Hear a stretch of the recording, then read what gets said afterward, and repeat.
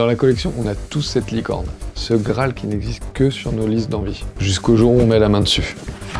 Voici Wolf Spider, le Classified Series numéro 109, qui malgré son silence à sa sortie, a attiré toutes les convoitises, ou en tout cas, la mienne. Après une track digne des Night Force, j'ai enfin reçu cette figurine à la maison. Alors aujourd'hui, on va voir si cette licorne vaut le coup. Allez, c'est parti! What's in the box? Salut à tous et bienvenue sur ce nouvel unboxing qui m'a coûté plus cher en temps et en patience qu'en budget. C'est le Parth Wolf Spider Varma Classified Series numéro 109, un spécialiste des Night Force introuvable. Et c'est là qu'on va essayer de comprendre pourquoi il l'était.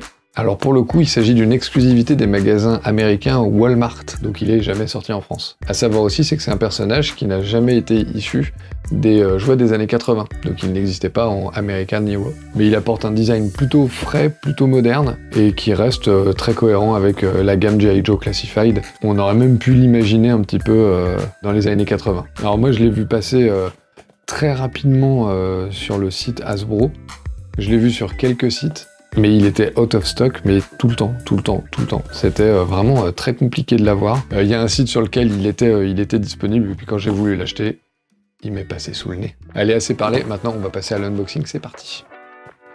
Voilà, boîte plutôt classique. Je suis pas fan en fait de ces finitions, j'aime bien quand on voit le personnage, mais en même temps ce qu'on peut pas leur reprocher, c'est de nous avoir mis des illustrations. Bon. Ils auraient pu mettre une différente. Mais au moins on a quand même des belles illustrations. Bon, packaging classique, hein. Vous connaissez. On passe à l'ouverture.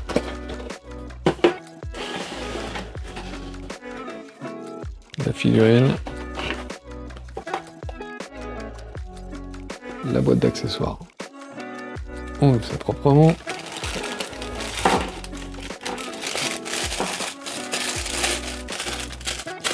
Ça j'aime bien ça. Le petit sachet pour les accessoires, je trouve ça plutôt cool. On commence par un sac à dos très cool. Les petites gourdes, très bien. La corde, l'étui, du détail. La petite antenne pour communiquer avec ses potes. Très bien ça. Un accessoire, je ne sais pas ce que c'est. Bien sûr que si, je sais ce que c'est. La petite crosse pour le fusil à pompe.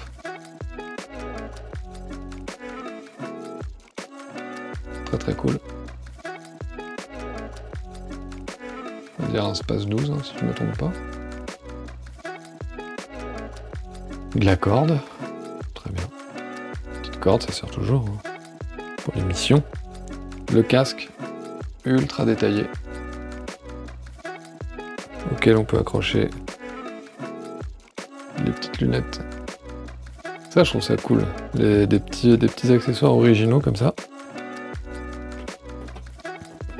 Un masque. Un petit flingue un peu futuriste. Hein.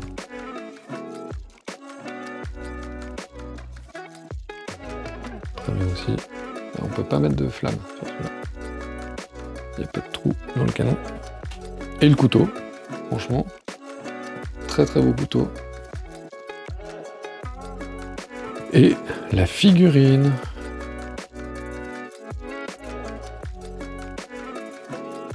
Un gilet pare-balles un peu abîmé, trop bien. Articulation, wow, franchement, très cool. Là, ça promet des petites postures et des photos vraiment sympas. C'est vraiment pas un personnage qu'on voit beaucoup, moi que j'ai vu beaucoup en fait dans les photos sur les réseaux sociaux. Non mais j'adore, franchement il est vraiment bien. Je suis pas mécontent de l'avoir attendu. Ah, ça me rappelle vraiment quand je faisais de l'airsoft tout ça. Même équipement.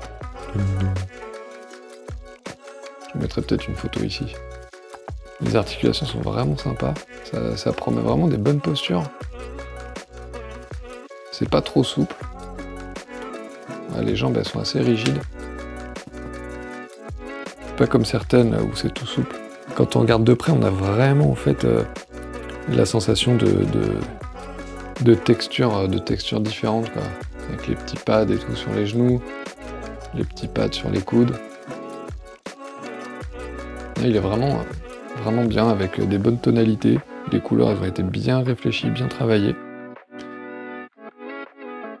Faites-nous encore plus de figurines originales pour les Classified, hein. Ça serait que rendre honneur à Hasbro et à G.I. Joe, hein.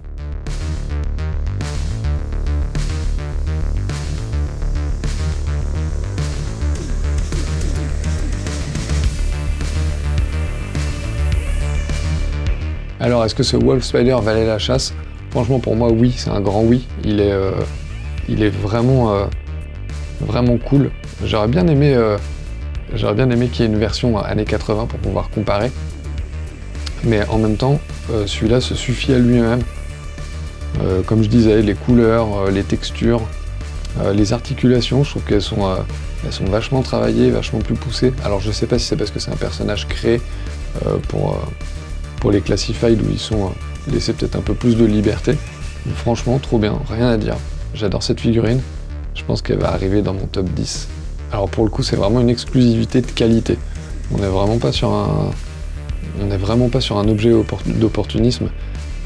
Vraiment, c'était, je comprends pourquoi il a été dur à avoir. Alors peut-être qu'ils n'en ont pas fabriqué beaucoup, je sais pas.